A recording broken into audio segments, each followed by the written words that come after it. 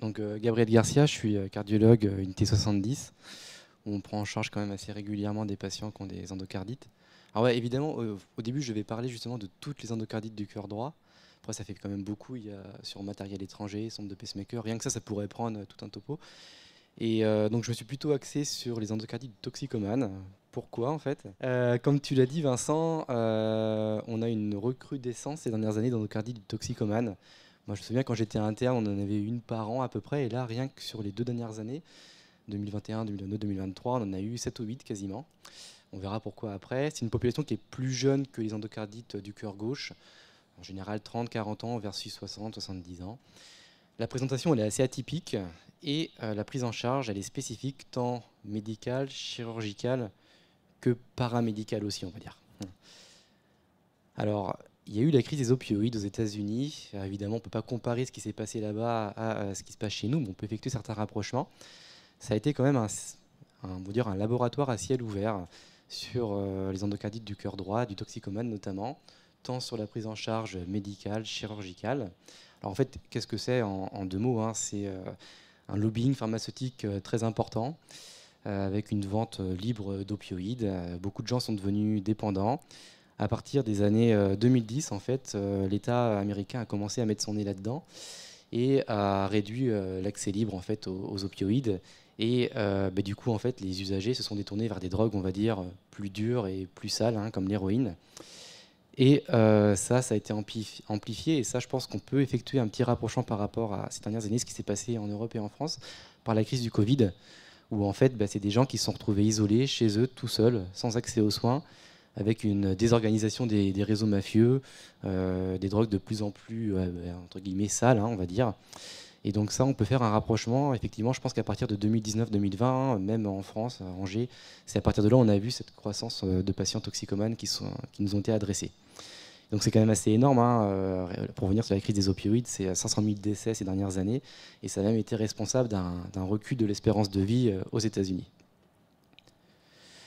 Alors durant cette crise des opioïdes, hein, à partir des années 2010, donc quand les usagers ont commencé à se retourner vers des drogues plus dures, 11% des endocardites étaient des endocardites du toxicomane, du cœur droit en général, hein. Dans 40% des cas, il y a une atteinte tricuspide.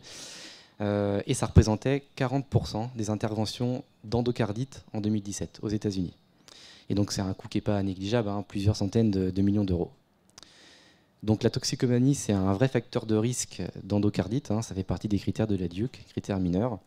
Et quand on est toxicomane, on a un risque de faire une endocardite, c'est énorme, hein, de 2 à 5% environ par an. Toxicomanie intraveineuse, bien sûr. Donc la présentation, elle est assez atypique. Alors évidemment, il y a fièvre, altération de l'état général, mais souvent, c'est des patients qui vont se présenter avec des symptômes respiratoires, notamment à cause d'abcès pulmonaires volumineux. Et donc, comme tu l'as dit, Vincent, en fait, les endocardites du cœur droit, elles ont normalement un pronostic qui est meilleur que les endocardites du cœur gauche si on les prend en charge précocement. Malheureusement, ce qui se passe pour ces patients, c'est qu'ils vont souvent arriver à un stade très tardif, avec déjà de volumineuses végétations qui ont bien délabré la valve tricuspide, ou pulmonaire, mais c'est souvent tricuspide.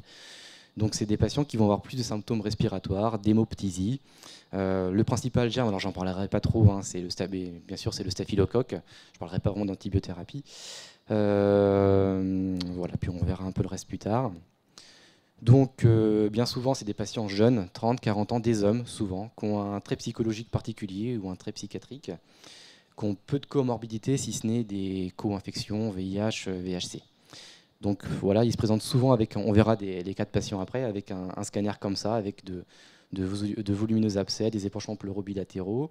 Et en échographie, on voit souvent des grosses végétations, parce que ces patients arrivent vraiment très tardivement. On verra aussi pourquoi après. Donc le diagnostic, je ne vais pas trop m'étendre, hein. L'échographie est souvent suffisante. C'est des patients qui sont jeunes, échogènes, on peut bien dégager le VD. Le TO a une petite plus-value, c'est vrai, mais pas tant que ça, hein. Si le patient est échogène, on n'a pas vraiment besoin de TO, d'autant plus qu'en ETO, on verra un peu mieux la fuite peut-être, mais on ne peut pas vraiment faire de 3D sur la tricuspide parce qu'on ne peut pas avoir de plans orthogonaux comme pour la mitrale par exemple. Donc voilà, quand même une plus-value de l'ETO, mais qui n'est pas énorme par rapport notamment aux endocardites du cœur gauche ou sur prothèse. Alors le pronostic, ça c'est important à prendre en compte, on verra après pourquoi. Les données elles sont assez contradictoires, en fait il n'y a pas d'études vraiment prospectives, c'est des études de petit effectif, rétrospectives. Donc ce qui ressort c'est que la mortalité à court terme, elle est quand même plus faible que pour les autres endocardites. Alors pourquoi? Alors elle est de 6% environ à un an, c'est pas énorme. Pourquoi? Parce qu'en fait, c'est des patients qui vont être protégés, coucounés, on va dire, durant la première année ou les premiers mois par le milieu hospitalier. Ils vont souvent passer plusieurs mois en réanimation, en cardiologie, puis après, ils vont aller en HAD. Et donc, pendant la première année, ils vont arrêter de se droguer. Donc, pendant la première année, en fait, la survie n'est pas si mauvaise que ça, on va dire. Mais en fait, ce qui pêche, c'est que à moyen et à court terme, à moyen et à long terme, pardon, la survie elle est très mauvaise. Pourquoi? Parce que dans beaucoup de cas, c'est des patients qui vont rechuter. Hein, et on voit que c'est des patients qui ont un pronostic sur le moyen terme et le long terme qui est plus mauvais que chez des patients qui sont toxicomanes mais qui n'ont pas d'endocardite. Et c'est d'autant plus vrai. Donc ces patients ont un mauvais pronostic, d'autant plus s'ils ont été opérés. Pourquoi? Parce que, grosso modo, c'est des patients qui vont souvent, comme je vous l'ai dit, rechuter. Et une endocardite sur du matériel étranger, c'est souvent de plus mauvais pronostics, enfin du matériel prothétique, on va dire, de plus mauvais pronostics que des endocardites sur valve native. Donc pronostic à moyen et long terme qui est très défavorable, en raison notamment d'un risque de rechute de toxicomanie. Alors, les indications opératoires, ça en général, c'est pas très difficile. On sait facilement qui opérer. C'est assez clair dans les nouvelles recommandations. C'est des patients qui ont une dysfonction VD ou de l'insuffisance cardiaque qui ne passent pas sous diurétique, qui sont en choc. Des patients qui ont des abcès pulmonaires très importants et qui nécessitent d'être intubés.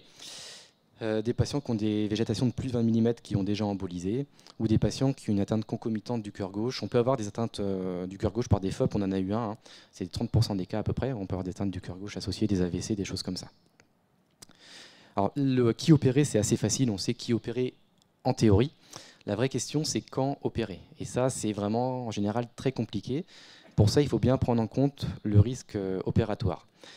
C'est des patients qui, en phase aiguë, sont très très malades, très graves, qui ont un état général qui est altéré, qui sont en insuffisance cardiaque, qui ont une hypoalbuminémie, qui sont dénutris, qui ont un état respiratoire précaire, avec souvent des VEMS altérés. Donc c'est des patients qui, si on les opère tout de suite, ont une mortalité qui est de 100% quasiment, qui ont une mortalité très élevée. Donc il faut essayer de temporiser, de retaper entre guillemets un peu le patient, si c'est possible bien sûr. Et donc pour ça, il faut essayer de prendre en compte, de se dire quel est le risque d'aggravation clinique de mon patient. Souvent, c'est des patients qu'on va laisser avec des fuites pulmonaires ou tricuspides assez importantes, qui sont plutôt bien tolérées initialement à court terme. C'est pour ça d'ailleurs que les patients se présentent assez tardivement en fait, parce qu'ils vont avoir un délabrement valvulaire important, ils vont avoir une fuite tricuspide souvent importante, mais le VD s'accommode plutôt pas trop mal et tient dans le temps, enfin tient sur les premiers mois, on va dire. On verra après qu'à moyen terme, par contre, le pronostic il est beaucoup plus défavorable. Donc il faut essayer de se dire combien de temps je peux essayer de tenir mon patient avec cette fuite tricuspide là ou pulmonaire.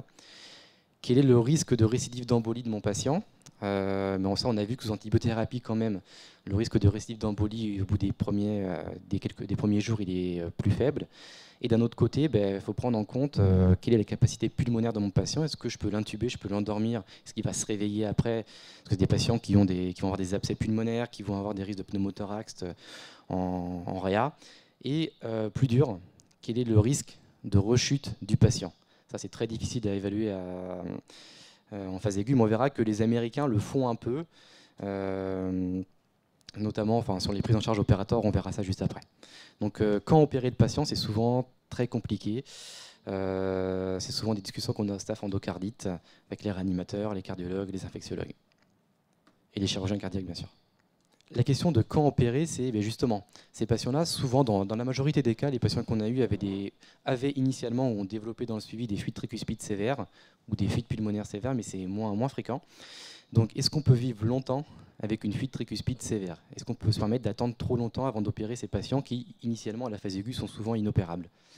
Donc ça, c'est des vieilles études, des vieux registres en fait, sur les fuites tricuspides qui montrent que finalement, à partir du moment où on a une fuite qui est au moins modérée, l'espérance de vie à moyen terme, elle est faible. Attention, il faut faire attention parce que là, c'est des études qui ont été menées chez des patients âgés. C'est des fuites fonctionnelles chroniques, hein. Là, on parle de fuites en général organiques, aiguës, chez des sujets jeunes. Donc, on peut tolérer une espérance de vie de 5 à 10 ans chez des patients âgés de 70-80 ans, tolérer des fuites sévères. Chez des patients de 40 ans, c'est inacceptable. On ne peut pas tolérer une survie à 5-10 ans chez un patient de 40 ans. Donc oui, on peut vivre avec une fuite tricuspide, même si elle est aiguë et organique, quelques semaines, voire quelques mois, mais rarement plus de quelques années. Donc comment opérer? Donc ça, Olivier en parlera juste après. Le traitement de base, c'est comme à gauche, hein, c'est la plastie tricuspide. Éviter au maximum de mettre du matériel étranger, réparer la valve quand on peut, mettre un anneau. Si on n'arrive pas à réparer la valve parce qu'elle est trop délabrée, remplacement valvulaire, tricuspide, par bioprothèse. Un mécanique, je crois que j'en ai rarement vu des prothèses mécaniques tricuspides, je pense que ça ne se fait plus. Et ce qu'on appelle la tricuspidectomie, la valvectomie, en Europe et en France, je ne pense pas que ça soit fait. Les Américains l'ont fait, notamment pendant la crise des opioïdes. Alors l'idée, c'est de stériliser le patient, d'enlever toute la valve, d'enlever toutes les végétations, de créer en fait une fuite tricuspide sévère, d'attendre de voir comment évolue le patient avant de l'opérer définitivement. En fait, les Américains, vous savez que là-bas le système de santé c'est pas pareil qu'en France, les soins coûtent cher. Souvent c'est des patients qui viennent de milieux défavorisés, qui n'ont pas d'assurance, qui seront solvables s'ils s'en sortent, enfin qui sont insolvables et qui auront des dettes toute leur vie s'ils s'en sortent. Donc l'idée c'est d'établir un contrat avec le patient. Grosso modo, on lui enlève les végétations, on lui résecte tout, on le stérilise. On attend de voir quelques mois ce qui se passe. Si le patient évolue favorablement, sans signe d'insuffisance cardiaque, il est stérilisé. S'il est dans une démarche de soins et de sevrage, à ce moment-là, on peut l'opérer dans un second temps et lui mettre une prothèse. Mais ça, c'est fait qu'aux États-Unis. À ma connaissance, en Europe, c'est pas fait, ni en France. Et alors, j'ai vu passer ça, il y a 1 ou 2 articles dans le JACC, hein, c'est surtout sur des cas cliniques en fait, chez les patients qui ont un risque opératoire trop élevé, qui sont inopérables, qui ont des grosses végètes tricuspides. Il y a cette technique-là qui est faite sous ECMO, où en fait c'est une espèce d'aspirateur, un petit aspirateur qu'on met sur une canule et qui va aspirer en fait les végétations. Il y avait quelques résultats positifs qui sont ensuite filtrés en fait dans une membrane. Il y a quelques résultats positifs sur des cas un petit peu désespérés chez des patients qui ont pu passer un cap grâce à cette technique-là, mais j'en avais jamais entendu parler avant de faire ce topo-là, mais apparemment les résultats peuvent être prometteurs. Alors on va passer au cas clinique. Premier patient, monsieur F, 42 ans, patient qui a marqué les esprits. Hein, je pense que tout le monde voit de qui on parle. Monsieur F, en fait, c'est un peu ce qu'on disait avec Loïc, notre baromètre des patients toxicomanes qui ont fait une endocardite. C'est-à-dire qu'à partir de Monsieur F, on est plus ou moins Monsieur F. Si on est moins bien que Monsieur F, c'est pas terrible. Si on est mieux que Monsieur F, on a des chances de s'en sortir.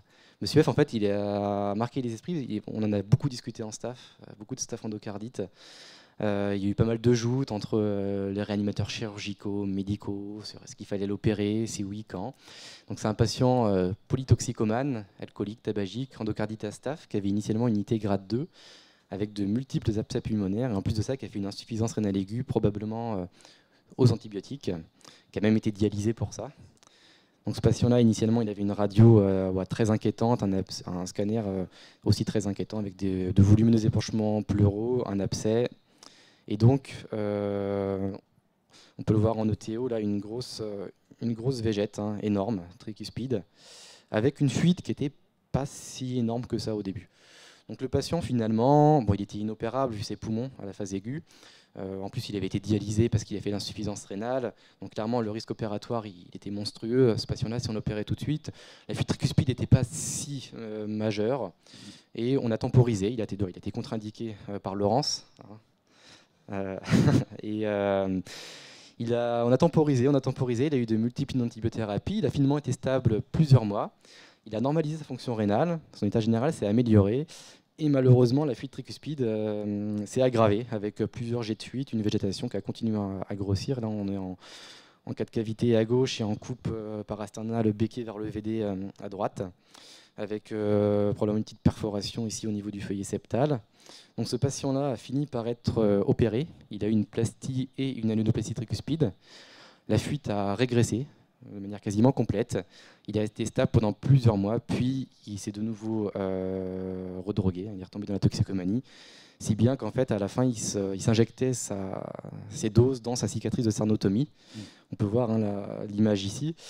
Il est actuellement entre les mains des chirurgiens plastiques, mais on imagine quand même le devenir de ce patient, car puis une toxicomanie qui est quand même défavorable probablement à court, voire moyen terme. Monsieur J, 38 ans, polytoxicomane, lui aussi, trouble bipolaire à un terrain psychiatrique, endocardite à staph, qui avait fait de multiples emboles pulmonaires et qui avait d'emblée une unité massive. Alors les images ne sont pas très parlantes. Là, on est en sous-costal, avec on voit la végette et une fuite qui longe un peu l'oreillette droite. Pareil, grosse végette tricuspide, comme pour monsieur F. Avec, alors il y a beaucoup d'aliasing, mais on devine quand même une fuite tricuspide qui est majeure, quoi. Donc ce patient-là, récusé de chirurgie initialement, parce qu'insuffisance rénale aiguë, dénutrition, plaie chronique sur des lésions d'injection en fait.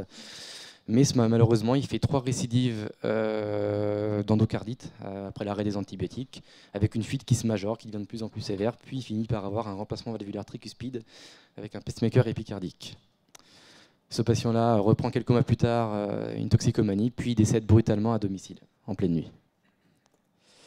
Monsieur N, 40 ans, polytoxicomane, trouble de la personnalité aussi, endocardite à staphylocoque, tous, c'est quasiment tous des endocardites à staphylocoque aureus et à Proteus mirabilis.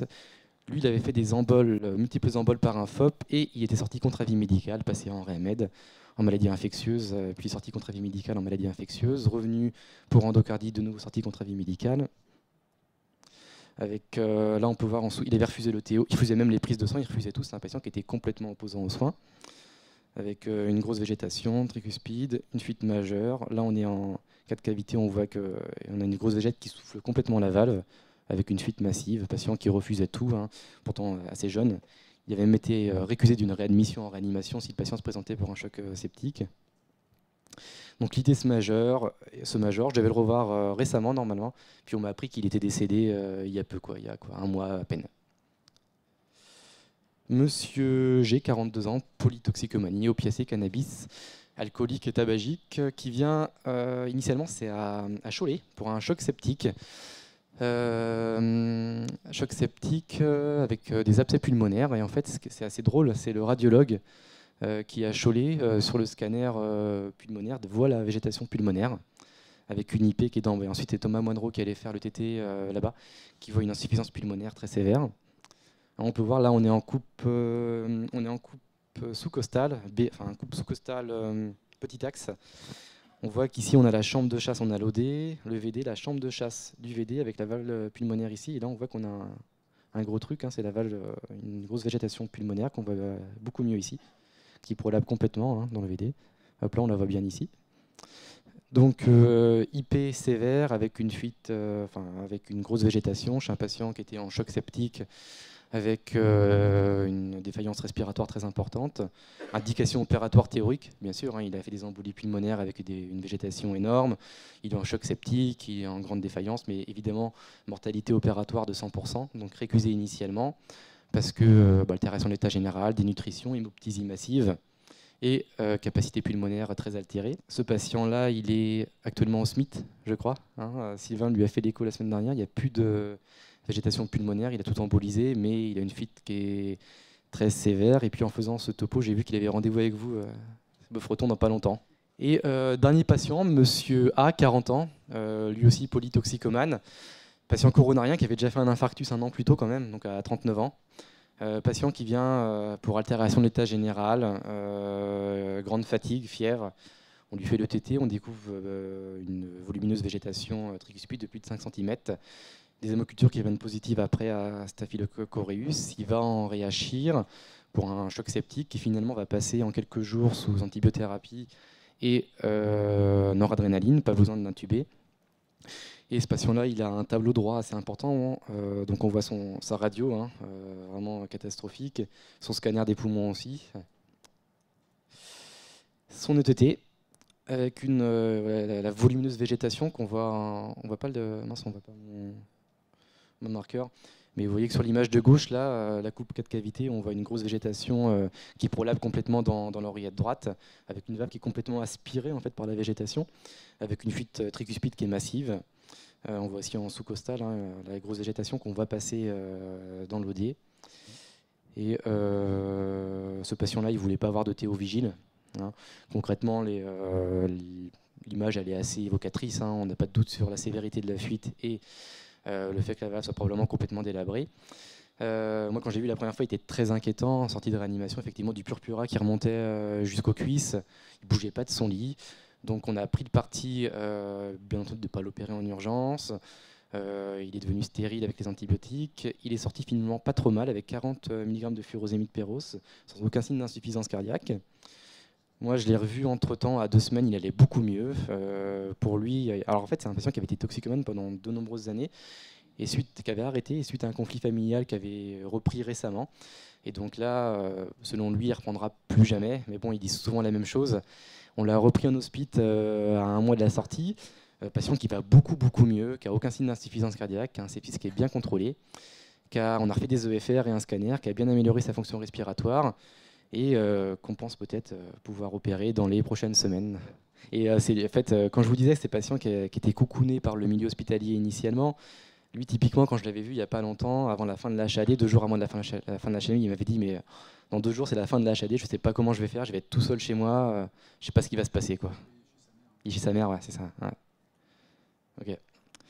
Donc en conclusion, on voit qu'il y a eu de plus en plus de cas ces dernières années. Probablement, il y a une surconsommation, il y a une évolution naturelle qui fait qu'il y a plus de toxicomanes malheureusement, amplifiée par la crise du Covid probablement. C'est des sujets qui sont souvent jeunes, qui se présentent tardivement, parce que les symptômes ne sont pas spécifiques et que le VD va tolérer une fuite tricuspide pendant un certain temps. Le principal germe, c'est le Staphylococcus aureus. Si on peut faire une plastie en première intention, mais la prise en charge, elle est complexe. En fait, d'un point de vue chirurgical, je pense que c'est pas. Il y a des choses plus compliquées qu'opérer une valve tricuspide. Mais en fait, c'est la prise en charge paramédicale qui est compliquée derrière. On a vu que la majorité de ces patients-là vont rechuter et vont avoir une espérance de vie à moyen terme qui est faible. Et donc, il y a des questions éthiques qui peuvent se poser. C'est est-ce que finalement c'est une question qu'on prend en compte, ce risque de rechute de toxicomanie dans le suivi. Je pense que non, peut-être pas forcément, quand on voit ce que sont devenus les patients, nos derniers patients. Mais c'est probablement quelque chose, vu les résultats des études et même l'expérience, la petite expérience angevine qu'on devrait prendre en compte, je pense, de manière plus importante, quoi. Voilà, merci.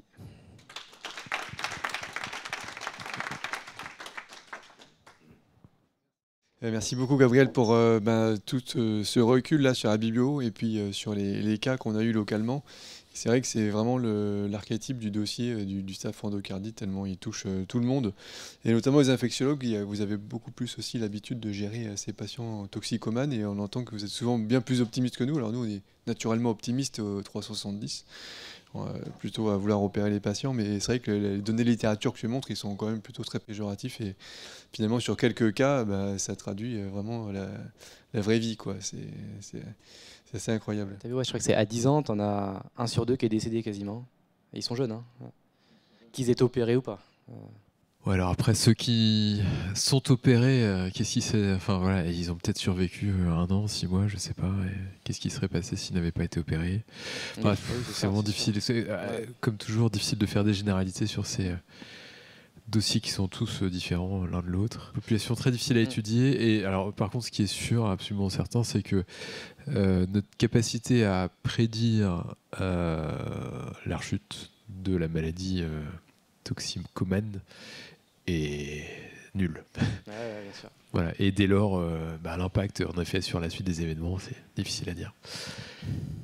Est-ce qu'il y avait il y a des nouvelles choses dans les recommandations sur l'aspect médical, la gestion médicale de... Non, sur l'imagerie, il n'y a rien du tout. Sur les endocardites, non, sauf les indications opératoires. Donc ça, Olivier va en parler, je pense. Ouais, c'est un petit peu changé. Mais non, il n'y a pas de grosses nouveautés. Il n'y a pas beaucoup de lignes, il y a de paragraphes sur les nouvelles recommandations dans le SC. Et puis les études, c'est des études assez anciennes sur lesquelles on se réfère. Il n'y a pas grand chose, on va dire. À noter, j'ai vu un entrefilet là dans les journaux d'infectieux. Il y a une épidémie d'endocardite à Serratia en Amérique du Nord sur notamment ce terrain de toxicomanie intraveineuse. Donc bon, ça va peut-être arriver chez nous, mais pour l'instant, c'est pas le cas. Endocardite à candida? Ouais. On n'en a pas eu beaucoup récemment. Souvent, c'est des patients qui sont en réa, les endocardites à candida. Et les pronostics, il est effroyable hein, quand même, les endocardites à candida. Sont très délabrantes, mais on n'en a pas eu récemment. Moi, j'ai pas le souvenir qu'on en a eu récemment. Et en tout cas, moi, je me souviens, les peu qu'on a eu, qu'on a pris en charge, j'avais le pronostic assez effroyable quand même. Donc c'est pas des endocardites du toxicomane, Ouais, c'est la tricuspide, mais pas du tout. On a eu 2 endocardites à candida au cours des, on va dire, 18 derniers mois. Ouais. Ah oui, quand même. Ouais, peut-être même de l'année écoulée. Mais en effet, c'était pas un terrain de toxicomanie, hein, c'était vraiment du nosocomial. Il y avait une sorte de gangrène de Fournier qui probablement était pas du tout fongique initialement et qui s'était, avec un caté qui s'était infecté. C'est plus du caté infecté qu'on voit en ce moment en effet. Mais bon, effectivement, c'est le terrain classique hein, de l'endocardite à candida, le toxicomane. Pour des raisons un peu particulières d'ailleurs, hein, c'est qu'ils utilisent du citron pour... alors c'est surtout à l'époque on utilisait du Subutex en injection. Et pour dissoudre le Subutex, contrairement à d'autres opioïdes, eh bien, ils utilisaient du citron. Et le citron, bah, c'est acide, c'est sucré, donc il y a plein de candidats dedans. Voilà. Ouais. Ok.